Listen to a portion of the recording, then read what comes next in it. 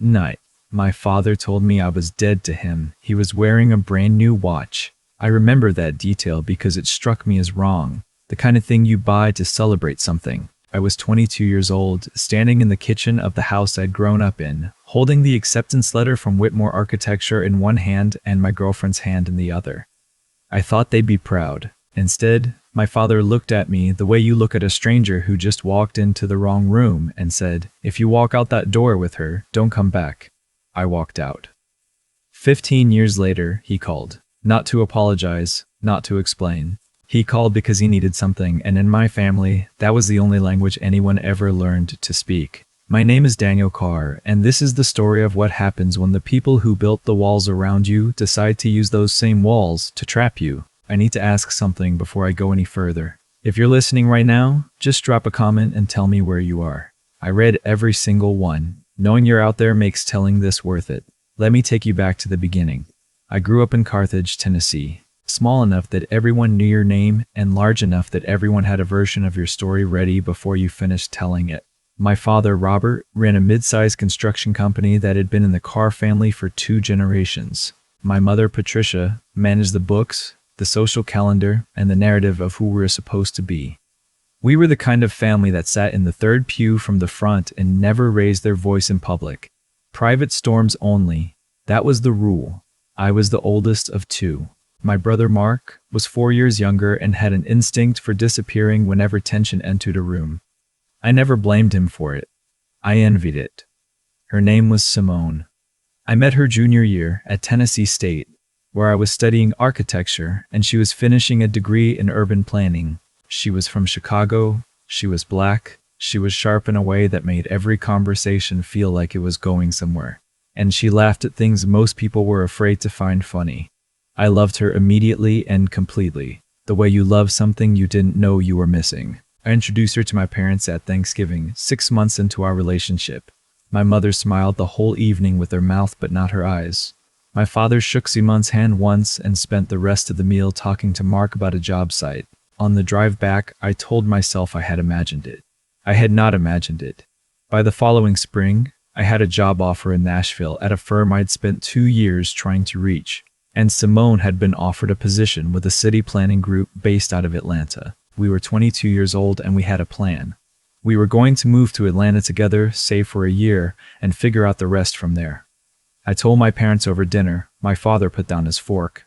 My mother's hands went still over the table. There was that particular silence that only grows in houses where people have practiced holding things in for a long time. Atlanta, my father said, as if the word itself was an offense. Yes, Simone has a position there, and I can find work. Whitmore has a satellite office. They said they transfer my offer. He looked at me and then looked away. The Carr name means something in this county. You understand that? I told him I understood. Then you understand, he said slowly, that what you're choosing doesn't fit what we've built. I asked him what exactly I was choosing that didn't fit. He didn't answer directly. He never did. He talked around it the way a river carves around rock, patient and permanent and completely committed to its own course. He talked about legacy and community and what people expect from a family like ours. He never once said her name. He never once said the actual word. He didn't have to. I stood up. I told him I loved her and I was going. He said what I already told you he said, and I did what I already told you I did. I walked out. For the first year, I waited for the call. The one where he said he'd been wrong, or at least that he'd been thinking. It never came. My mother sent a card at Christmas with no personal note, just her signature. Mark texted occasionally, careful, neutral messages that committed to nothing. I told myself it would pass. Families fight. Families come back around. Simone and I built a life in Atlanta. Not the dramatic, triumphant kind.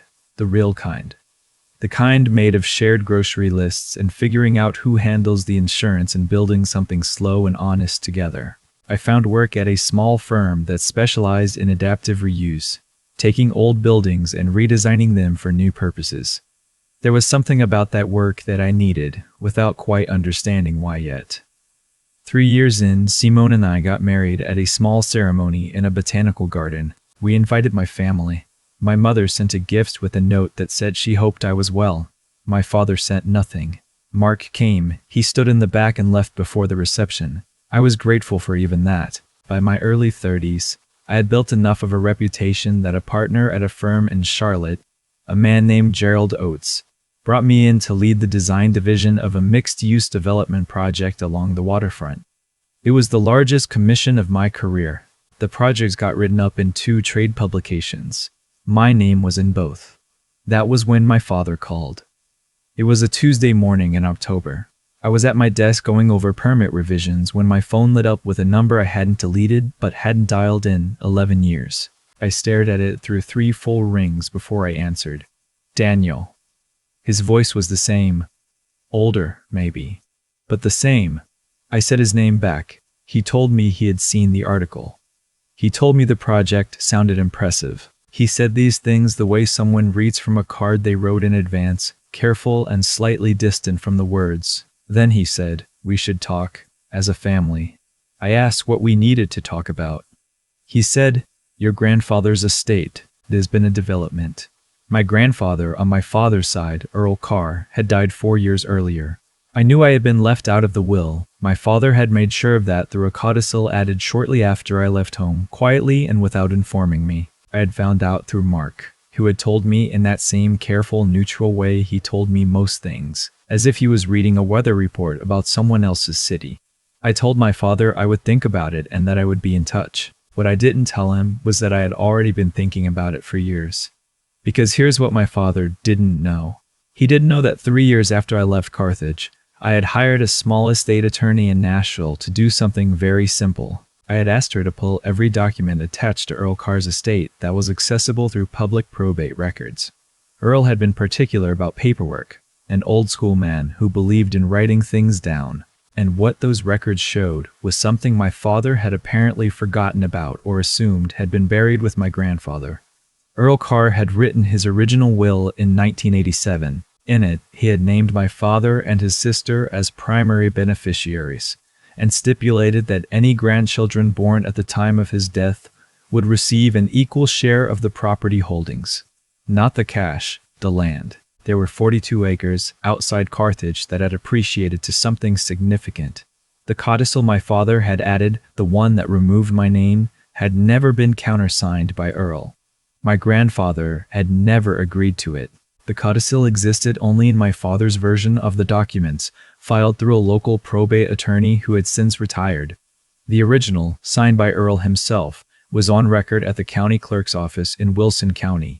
I had known this for 8 years. I had said nothing. Simone knew. Gerald knew. My attorney knew. No one else. I let my father talk. I let him call twice more over the next 2 months, each time adding details. The estate was being contested. There were tax complications. He needed a family consensus on how to handle the land sale. He wanted me to sign over any potential interest I had in the property voluntarily, quietly, as part of a family resolution. He framed it as generosity. He framed it as closure. What he was actually doing was asking me to sign away rights he had tried to remove without my grandfather's consent. He needed my signature because the original will was already on record and someone, I suspect his own attorney, had warned him that without my voluntary release, any sale could be challenged. He never once apologized. He never once asked about Simone by name. He called her your situation in one conversation when he was tired and let his guard slip, and then caught himself and moved on as if I hadn't noticed. I noticed everything. I called Mark. I told him what I knew. There was a long silence on his end, the kind where you can hear someone deciding how much of themselves to give you. He finally said, I think Dad's in trouble. The company's not doing well. The land is the only thing left with real value. I asked Mark why he hadn't told me about the codicil years ago. He said, I thought you knew. And I thought you'd left all of it behind. I told him I had left the house. I had never left the truth. He was quiet again. Then he said, what are you going to do? I told him I wasn't sure yet, but I told him I needed him to understand something. I hadn't spent 15 years building a life and a name and a marriage to walk back into that kitchen and hand my father something he had already tried to take from me. Whatever happened next, I needed Mark to be honest with himself about which side of that he was standing on. He said he'd think about it. That was enough for now. Here's what my father had also forgotten about, or had simply never considered. because he had never extended me enough respect to consider it. I was an architect. My entire professional life was built on documentation. I had spent 15 years training myself to see structures, legal ones, financial ones, physical ones, and understand exactly how they were held together and where they would fail. I called my attorney, a woman named Claire Hessler, and told her to prepare a formal response to any claim my father filed. Then I called Gerald, who had more experience with estate litigation than anyone I trusted, and asked him to recommend a probate specialist. He gave me a name, Franklin Webb, out of Nashville, quiet reputation, excellent record. Franklin met me over video call the following week. He reviewed the documents I had assembled over the years.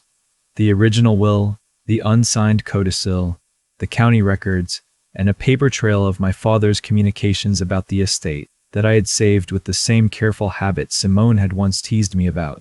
"You keep everything," she said once, watching me file away a contractor's voicemail. "Not everything," I told her. "Just the things that might matter later." Franklin looked at the file and said, "They tried to do this quietly. That was their mistake." He walked me through the strategy. We would not confront my father directly. We would not threaten or announce anything. We would simply file a formal notice of interest in the estate with the county, citing the original will and the absence of a properly executed codicil. That notice would become public record. From that point forward, any sale of the property would require resolution of the competing claims. My father would be forced to respond. I asked Franklin how long before he would realize what was happening. He smiled and said, "About 48 hours after we file." We filed on a Thursday morning. By Saturday afternoon, my father had called 3 times. I didn't answer. He left 2 voicemails. The first was controlled, measured. The voice of a man who had run a business and managed employees and understood leverage. He said there must have been some kind of misunderstanding and that we should talk before things got complicated. The second was different, shorter. There was a particular kind of silence at the end of it, before he hung up, that I recognized from childhood. It was the sound of someone realizing they had walked into a room they thought they'd locked. Simone sat with me that evening on the back porch. The weather had turned, and there was a chill that felt honest in the way October chill does, in the South. She held her glass in both hands and said, "How do you feel?" I thought about it. Like I'd been carrying something heavy for a long time, and I just set it down long enough to look at it.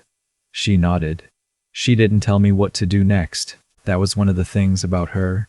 She had never once told me what to do.